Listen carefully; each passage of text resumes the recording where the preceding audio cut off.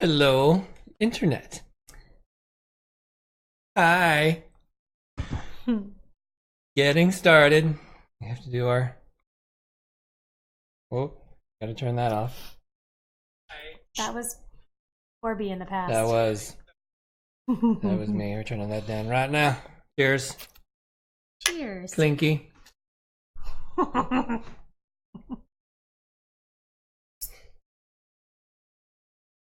So tonight, I'm just gonna jump in, just cause. Last week was fun. We had a good time last week, even though it stopped twice.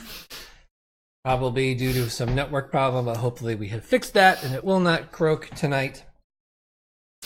But last week we talked about being single, and mostly we talked about being a Christian. Yeah.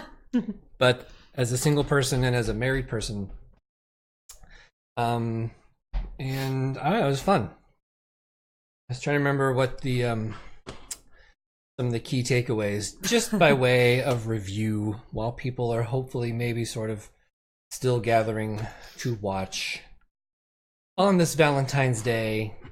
You don't remember what we said. And really, who goes out on a Tuesday night? Valentine's Day. What is that? I know. We don't go out. It's Tuesday. We chose not to go out. That's right. We chose, our energy levels chose for us to not go out. So some of these, I'm looking at the www.corbystevens.com/sweetlove1 post, and some of the bolded nuggets are: what you are before you are married is the seed for what your marriage could turn into, for better or for worse. Very important. Very important truth. So you might ought to want to work on now. Let's see. Having a relationship with God is in some ways practice for being married. Dating should not be marriage practice because it turns into breaking up practice. Yeah, I don't feel like we talked about that. That's... Not very much. That you date, you try on. I don't like, how do I break up with you? And you really get in the habit of getting out of a relationship instead of learning how to stay in a relationship. And that's no good. That'll come and play tonight, how to stay in one. Your own personal development as a Christian should be happening, should be your focus, regardless of your goal of getting married. But it is part of that goal that only makes you a better relationship partner, boyfriend, girlfriend, fiance, spouse, friend, anything, etc., etc. Choose your own relationship, etc. We answered a couple viewer questions. That was fun. We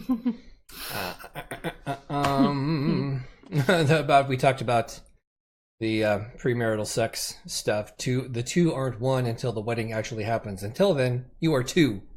You don't get to become one until then. That was fun. Oh, this was good. We have something backwards. We often think that we are inviting God into our marriages, when in fact, we should be inviting our spouse into our relationship with God. Did we talk about that? Briefly. Yes, we did. That sounds really smart. That's where I because I listened and I wrote it down. For her. What else did we? That's good. And our main sort of featured resources were the Getting Ready for Marriage workbook and the link you can find on the page for Amazon, as well as the What Did You Expect book by Paul Tripp. And there's a DVD set link too, but actually I just found today he's got some newer updated videos. That the first two are for free on his website. I forget the address, paultrippsomething.com. The rest you got to go buy, rightfully so, because they're really, really good. So that was that. Tonight we're talking about being young and being married. We're old and married now. We're middle-aged and married now. There it is. How do I if go you backwards? look at there it is. Old. The only difference between the picture I posted and now is that bit right there. Yeah, my hair is pretty much the same. Yikes.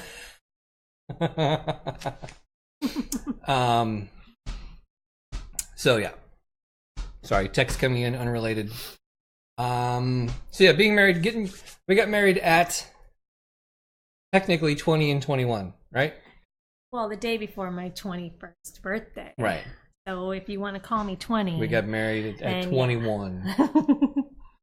And, I was going to grab one of our wedding photos to hold up and show, but I don't have one. So you can see all the smiles and all the faces. Where's that picture? It's in our room, on our bookshelf. Up somewhere. Do you really want me to get? Sure. Why not? All the smiles. And we kind of touched on this a little bit. We one of the viewer questions had to do with how did we deal with the objections of family members at the time. So you can go back and watch that one. We felt called. We sought counsel as to whether we should do it. So it wasn't exclusively our. This is us on wedding day. How does this work? Let's go like this. Ta-da! Yeah. 22 and a half years ago. Looking a little fuzzy just because of the focus issue. But yes, that's the deal there. And okay, so when we went into it, what were some of the things that we went into with? One of the ones that stands out is financial. We agreed financially how we were going to operate. Yes.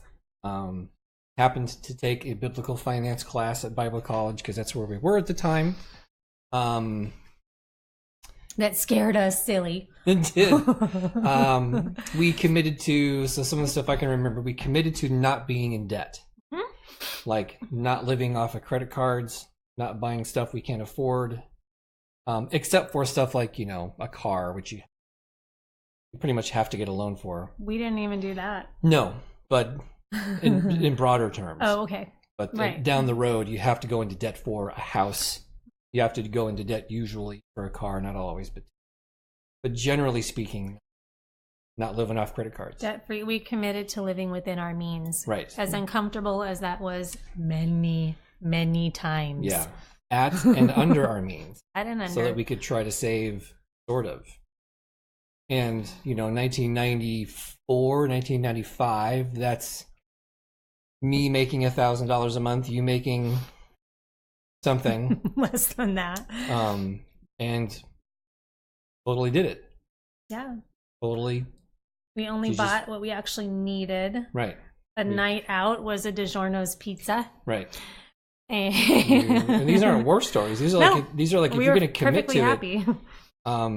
We just did not want debt hanging over our heads. Yeah.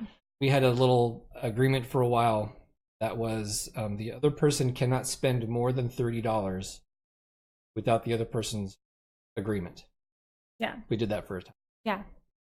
It's a lot of money for us. Yeah. It was our big purchase. Yeah. Anything over 30. I don't know, was it 30? I feel like it was less than that. I think it was 30. Maybe 20. But and that hardly ever even came up. Right. Because we just didn't buy stuff. Right. But so we agreed financially going in. Mm-hmm. And I think that was huge to talk about beforehand. Yeah. And it's one of the things people fight about the most in marriage is money. Mm-hmm. What they can spend it on, what they should spend it on. Somebody spent something they shouldn't have. And it's like, you got to be on the same team. That's one of the biggest areas, though, that we identify in our culture as a personal freedom. Right. It's my money. I earned it. Mm-hmm. I get to say how I spend it. Excellent point. Because if God's at the center of your marriage, whose money is it? Jesus. It's not your money. It's not even. It's God's money first. How are you spending what God has given you stewardship over? You really have to have a stewardship mindset as what God's given us for us. And then when kids come along, that's a giant piece. Yeah. And then living within the means of what He's given you, because it's respectful, really, to God. Hey, I respect this is what you've chosen for me, as my And I was just trying to think, would someone argue that it's harder to do that now, to live within your means, than it was then? I don't think so. You don't? I was going to say I think it is. Well, I was kind of thinking like from the perspective of someone who's trying to keep up appearances or trying to keep up. I don't want to look like a schlump, or what's the word, frumpy? Yeah, I feel like the cost of living now really is a lot more. Like, yeah, which is why we have our young marrieds living with us, because it's almost impossible to even get an apartment because it costs so much here. Yeah. And even when we made hardly anything, we could still easily afford our own apartment. Even when we went down to one income after we had babies right away. It was a crappy little apartment. Yeah, but even that crappy apartment now is completely out of reach for our kids. So in that way, I think it is really hard to live within your means. It's not impossible. You make choices. Right. You say, this is how much money I have at the beginning of the month.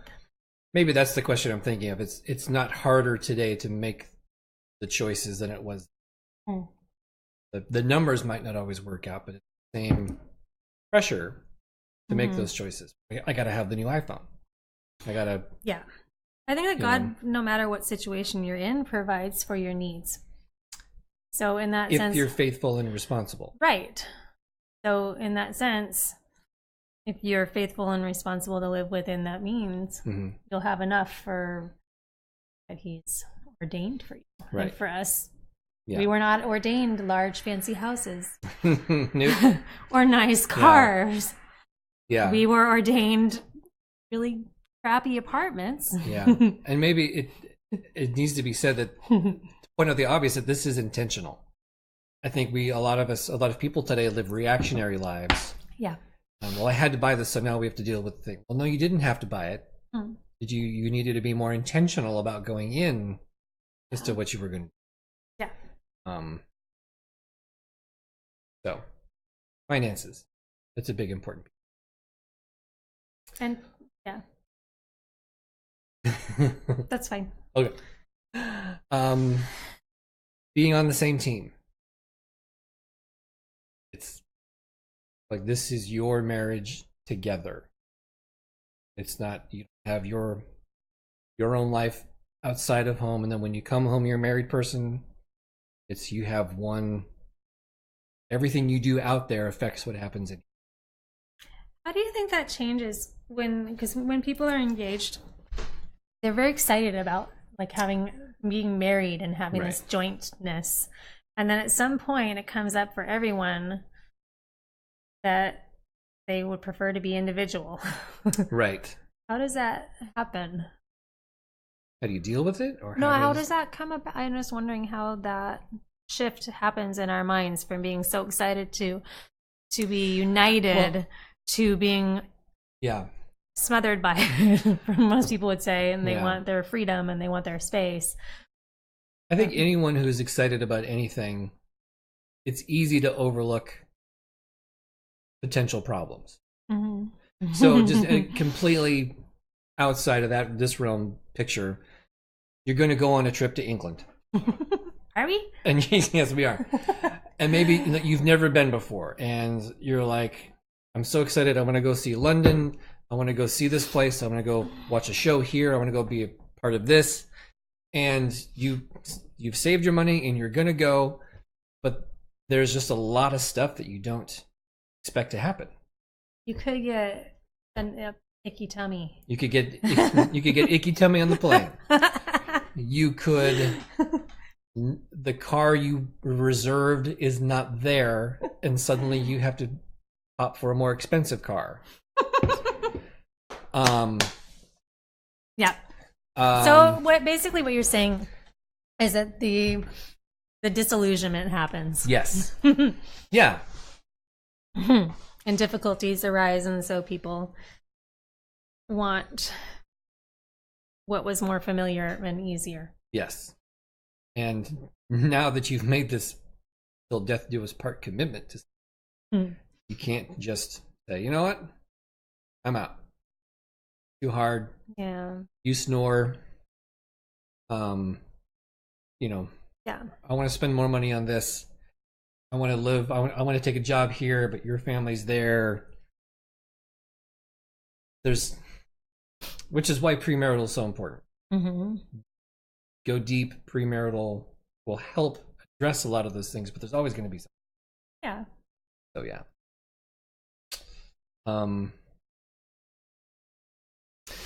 So, love. It's Valentine's Day, and it's very romantic, and and it should be. Romance is important, passion's important.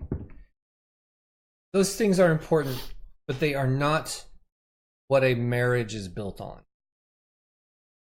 They need to be a part of it ongoing, but how romantic a person makes you feel does not determine the health and happiness of a marriage.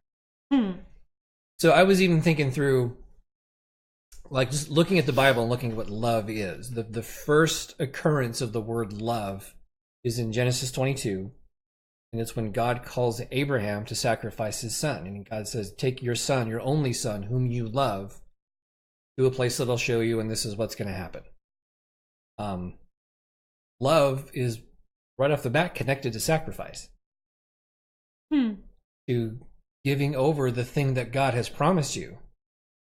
Like, God promised Abraham a son, and they made another son, they made Ishmael, and that was not God's plan, and God kind of said, I'm going to take care of him, but he's not the one I'm talking about. Isaac's the one I'm talking about. Here he is. Now you have to sacrifice him to me. Yeah, but God, you promised me this thing. I'm going to have this. He's my son. He's my heir. He's the thing I'm going to put all my stuff into. He completes me. Right. And you want me to give him up. And I think that's a huge piece of what we need to understand what love is it's giving of yourself completely for the betterment of the other person. Yeah. So the thought that we have of love, I'm in love with you, I love you, is really more self-focused. It's more about how we feel and about how that person makes us feel. And so what we've seen and experienced, indeed, is that when I'm not feeling loved by another person, I can convince myself I'm not in love with that person. Because my focus is on how they're making me feel. What am I receiving from you? You didn't meet my expectations for Valentine's Day. Because I never told you them. Therefore, I have to have read my mind and know. That's not a thing we had. That's not a thing we had at all. But you see it on TV. I'm sure it never happens in real life. So therefore, our relationship is in jeopardy because my feeling for you has not been validated by your actions. Yeah. Because, I mean, not a week, hardly a day, not a week goes by that I don't look at my wife and just kind of ponder her just for a moment. and do I not do this? You're obsessed with me. And I just think, I love you so stinking much. Now, it's because of the time and because of how awesome she is, but even in that moment, there is that you make me feel this. There is an amount of, I love you because you make me feel this way. Yes. And that's not bad. But if that's all you have, that's going to change. That's a huge, ginormous obstacle. So, maybe a proper and healthy approach to it is, I love you, I feel this love for you, and it's a response to you, who you are as a person. But my feeling of love is going to result in my action of love. Yes. My sacrificial action of love to you in whatever form that takes on that particular day. Yeah. Yeah, I mean, in those moments, I want to do something for her. You're so cute. I do. I'm spoiled.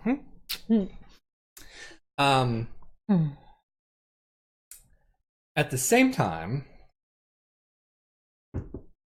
where was I going? We don't have a lot of notes. I know just a few highlights, and they're written down somewhere else. No notes. Because we talk about this once in a while.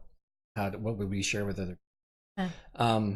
But when somebody's young and they're starting out, it's mostly the emotional, especially coming off the high of a wedding. You've invested a lot of stuff in, and like you were saying, there's stuff happens and there's disillusionment sometimes. So how do you start building that One answer is it comes back to the triangle we mentioned last.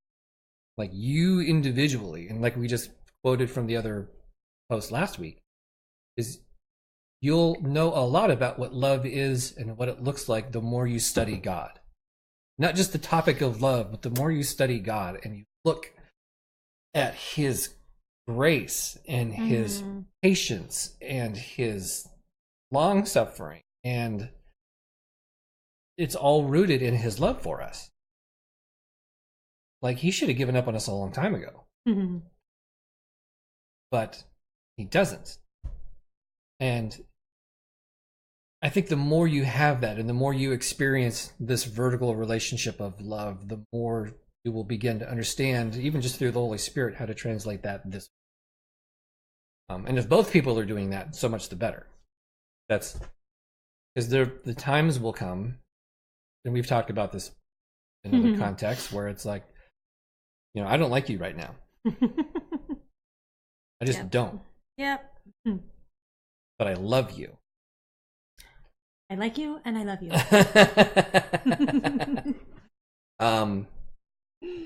But even I don't know what you do necessarily to deal with that in yours. Sometimes what I do is I find something, whether she knows this or sees it or not, is I do something to serve her. That must suck. But it's something I have to do. It's like no. Nope. I'm gonna go do the dishes. And it's not to work off some steam. It's I'm gonna go vacuum. I'm gonna go do something I probably should have done a while ago, just haven't done yet. But I'm gonna go do it because I need to do that. Yeah. I need to not fester in thinking about how much I don't like right now. I need to rechannel that into serve, love, and eventually it'll bring itself around.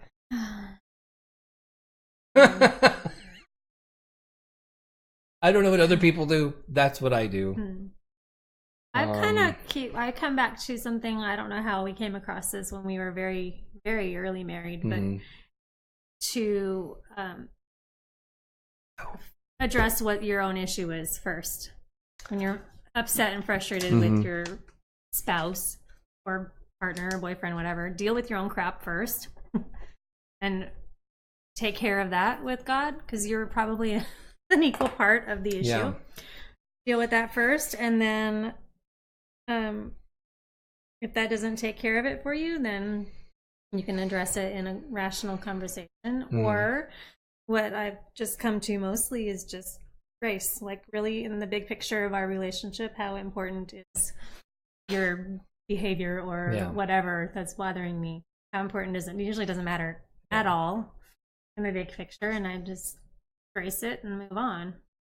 Okay, that's where he's at right now. Yeah. Okay. You need anything from me? Maybe. Yeah. But generally just right, whether that's space, whether that's an action. Yeah. Whatever. But a lot of it really is just overlooking, choosing to overlook the small offenses and let them go. Let them go. What Paul's talking about in the love chapter, 1 Corinthians 13. Hopes all things, believes all things. Keeps no record of wrong, which is really easy to do. Yeah. It's easy to keep a scorecard. It's like, well, I'm going to cut you some slack this time because you cut me some slack last time. No. Lady. That's what that stuff means. Giving somebody grace. I think of it, it's what I already said or what I thought I said about keeping a scorecard, but it's yeah. The thing I wrote down is I remember somebody saying at Bible school, just this, I don't remember how the whole piece of it, part of it was making them the best loved person you can make them, the other person. Like having that always as your focus. how can I serve them at all times? How can I make them feel the most love at all times? How can I, which is not always easy. Sometimes it's super easy. And this is kind of related. Some people admire this about us when we share it. Some people think it's completely unrealistic, but we've never had a fight. Really. We've never had a fight. No. We've disagreed, and we've probably been angry underneath, but tried to rationally work through the disagreements. But we've never had a yelling, shouting fight. No. Was that something we came in with? As a habit? Yeah. Well, as an agreement? No. Like, I might be more of our personalities. Maybe. But it's just not how we deal with issues. I mean, could be. There's definitely family history that could affect that, but and to me, when the temptation comes to fight about something, and I usually just end up stewing on it and working through it myself, like she said, work through your own crap. The things I want to say are all flesh driven. And we're told to not walk in the flesh, we're told to walk in the spirit. And for me, and again, maybe this sounds unrealistic to somebody who might watch this or read this later, or impossible, or I don't know, but not acting in the flesh applies everywhere. Yeah. You don't let your guard down in your marriage. No, it's not like you don't just because this is maybe one of the few people you actually get to be open and honest with doesn't mean you get to dump a flesh bomb on them. Not cool. No. We can hardly get away with teasing each other. Sometimes which we do a lot. Which not as much as we probably could. But as we get older, there's less and less it's allowable. There's more flesh involved. There's regions that are not teasable. Does this fat make my tummy look big? Yeah, you can't joke about it unless the other person jokes about it first, and then it's fair game.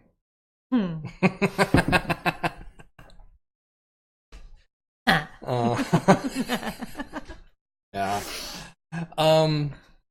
So young and married. I don't know. Yeah.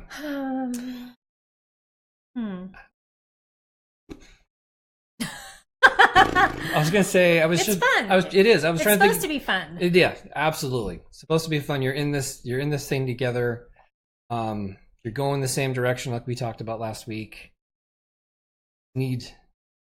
So regarding the individual getting closer to God, this is another one of the things that people are maybe surprised at. Is there's lots of reasons maybe why, but we never got into the habit of like reading and praying together. We are unholy. Which sorry. Dun dun dun. I can hear people freaking out about. And it wasn't. We've tried. Yeah. And I think to some people this could be a big relief. And we're not, because you could make it a legalistic thing. You could say a good marriage, right? And you read together. And I think some people are wired for that, and that's great.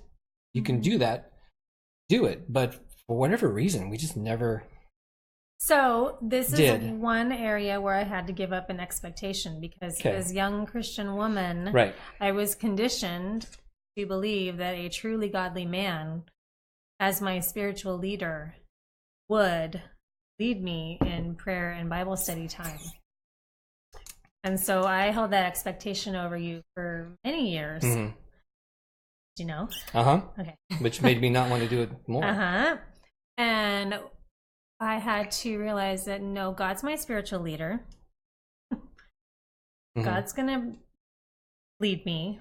You're my spiritual partner. I'll accept any leadership you offer, but I'm not going to make you. Right. do this. And then once I let go of that expectation and stop defining you by my expectation. You listening? Don't define your spouse by your. That's going to be highlighted.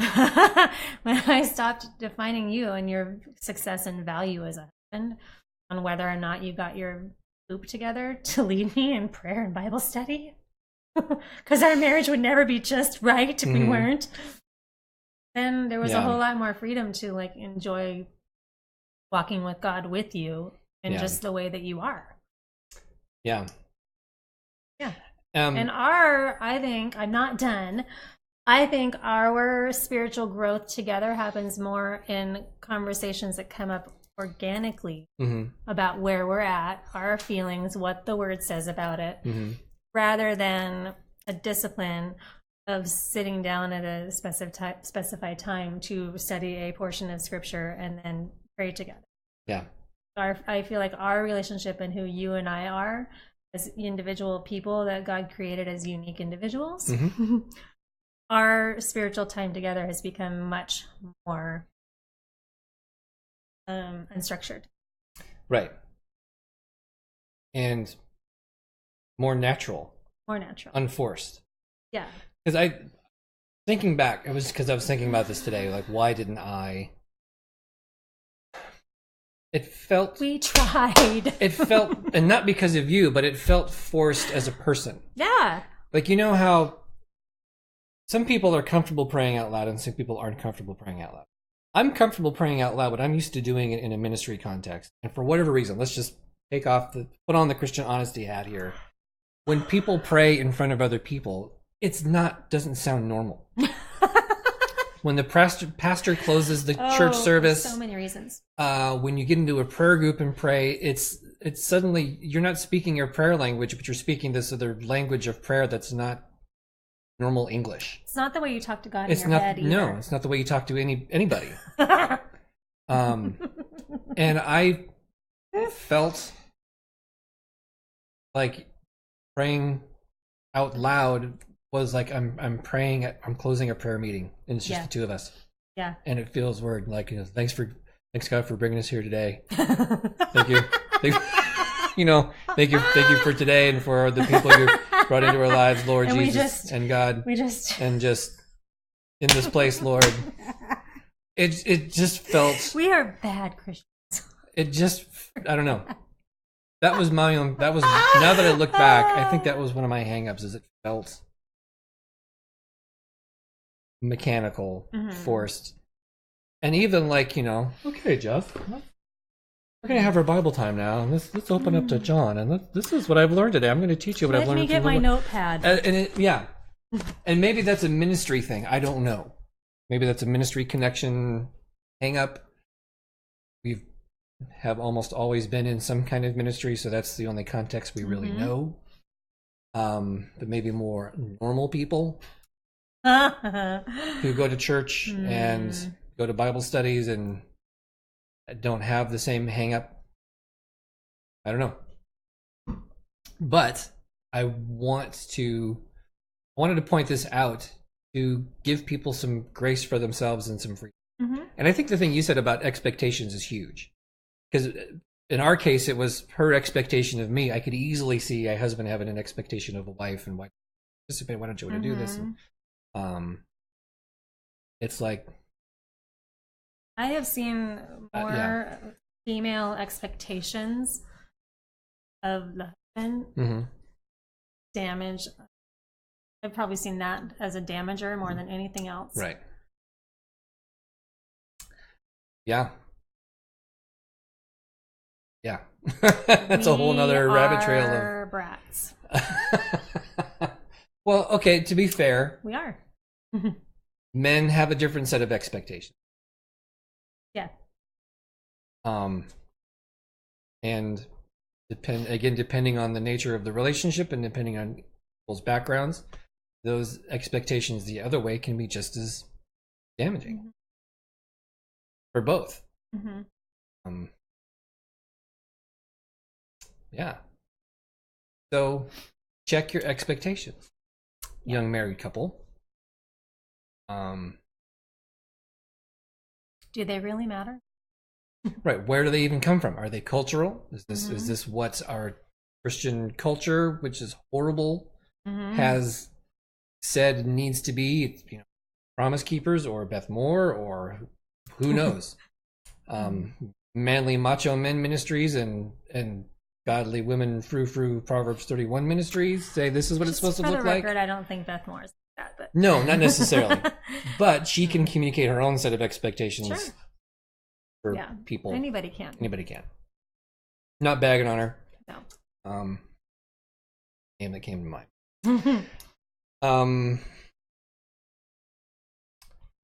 Yeah. Figure out what it means to love. You're trying to think, our kids aren't here. We don't have to name them or point out anything specific, but I'm trying to think of even like you gotta be best friends. You gotta become best friends. Well, you start out that way. Hopefully you start out as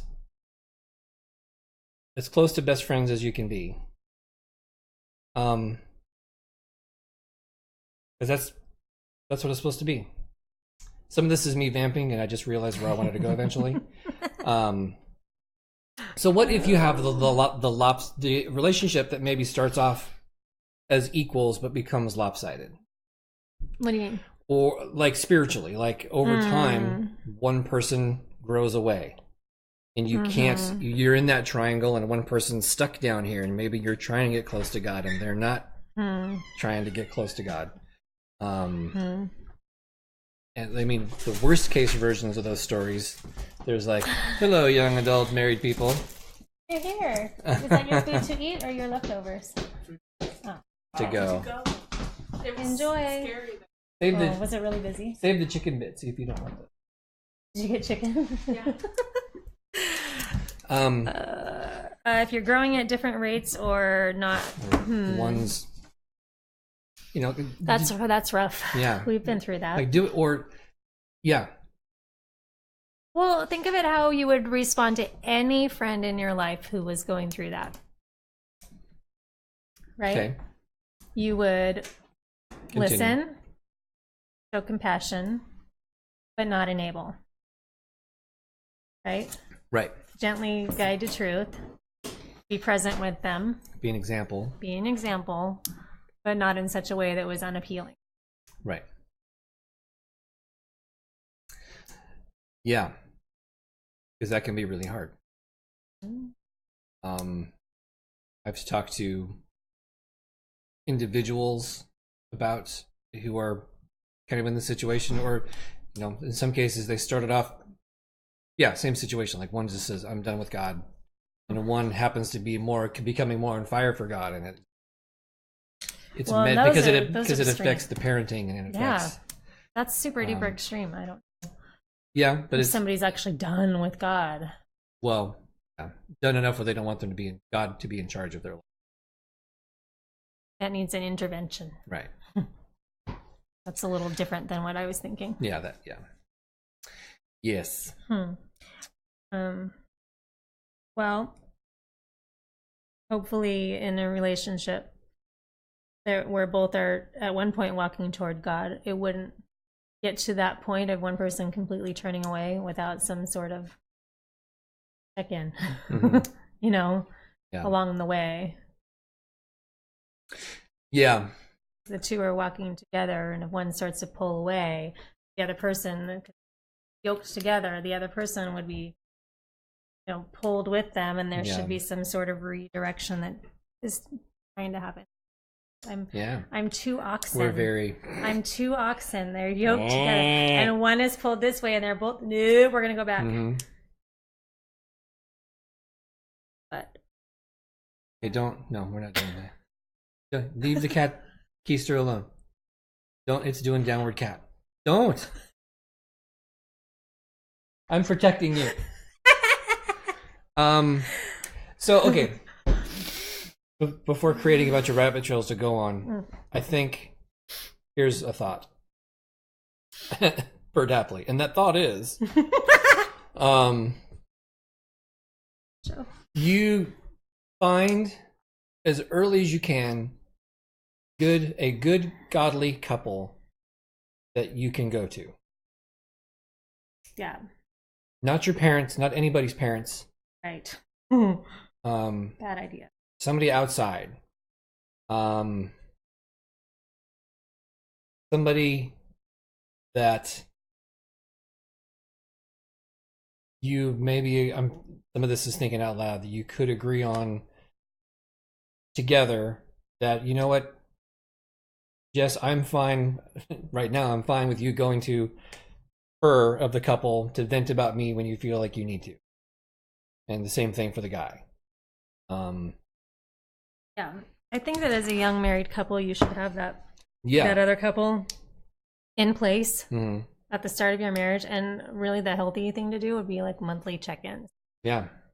Just relational check-ins. Yeah. Yeah. Oh my God. Too many thoughts now going through my head. But your marriage is yours. I'm thinking back to when we were young married and we went to the newish marrieds ministry at our giant church. Now granted, we had one little kid, almost two little kids. And we were like 20. And we were 22, 23, something. And we'll talk about kids next time.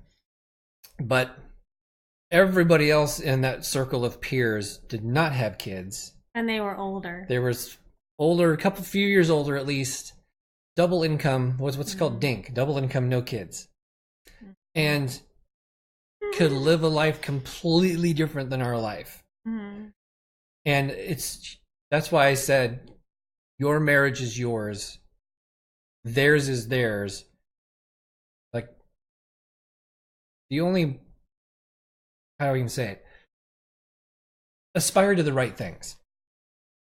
We're back to expectations. We are. As a couple, as a marriage, aspire to not the finance and the position and the stuff. Like, aspire to God being at the center of your marriage. Like, we would go and they're talking about, like, they bought a house and they're playing golf and this investment, and I'm like, oh my gosh, we had DiGiorno's last night. It's a big number. That was living large. But we could have just dwelled on that and become so resentful. And I think we did from time to time. Yeah, we did. Like, it's job, stupid. But it could have become like a defining issue for us. Right. Yeah. Could have really jacked things up. So when I say your marriage is your marriage, it's what God wants it to be for you. Allow positive influence in, but don't focus on bad expectations.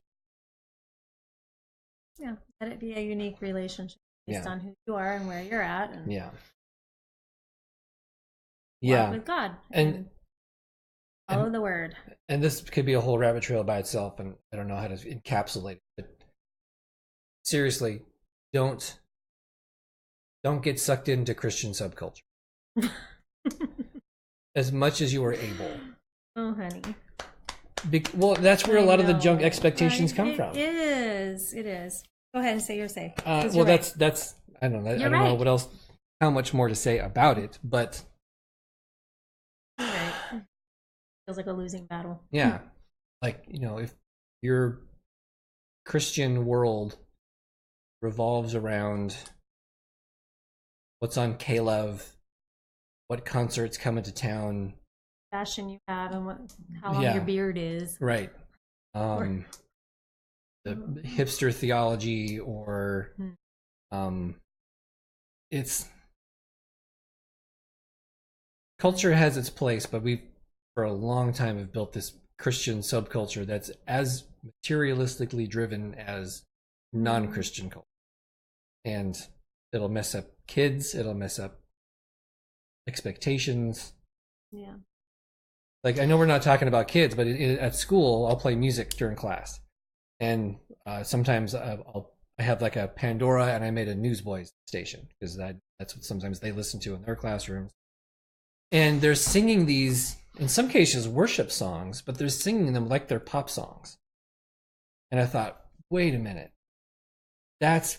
something's wrong there.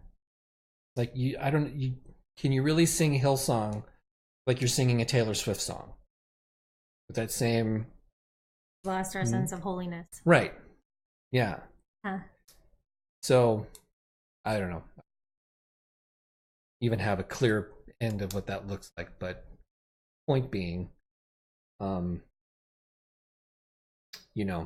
follow the herd necessarily. Right, do we have any more to say to young married people? Enjoy it. Yeah, it's good. It's an adventure. It needs to be an adventure. You need to be in it together.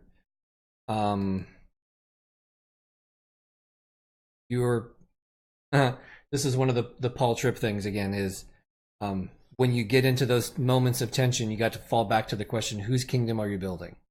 Yeah. Are you building your kingdom between over the top of you, or are you building God's kingdom? Your spouse is a tremendous channel for sanctification. That it is. They are. It is. The more you go through life stuff together, the more hopefully you become more like God and not pushed apart from each other.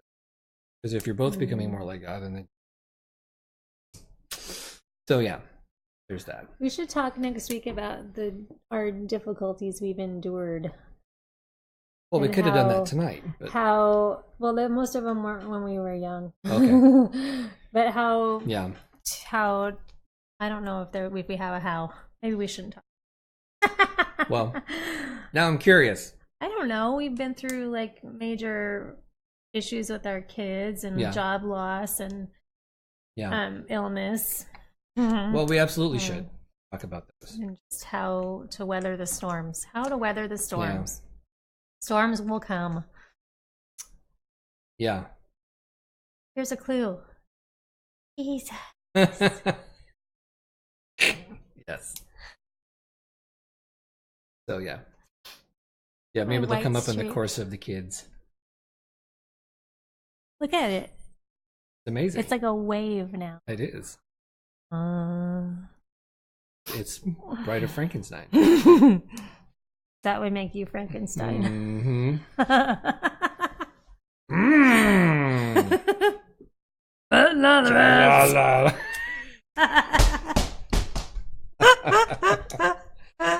Okay. Good. Yeah, we'll talk next week. It's parenting. How to not kill your children. Yeah. Or yourself. And we have really great kids. I realize that a lot of the times that marriage is hard and kids are blah, blah, blah. It's like, it is, but it's also great. Couldn't be more proud of our kids. We have amazing kids. They're not really very cool. They're just really amazing. They're cool in their own way. And yeah, we've been through stuff, and it is hard, but it's like I said, not a week or almost a day goes by where I don't get Twitter pated. So yeah. Okay. Gotta find the right button. Thank you. For those who might watch later. Because nobody watched. There's nobody watching now, which is fine. It's Valentine's Day. But there you go. Post questions later. Email them in. And look for the post. CorbyStevens.com/sweetlove2 for the goodies that come later. All right. Bye.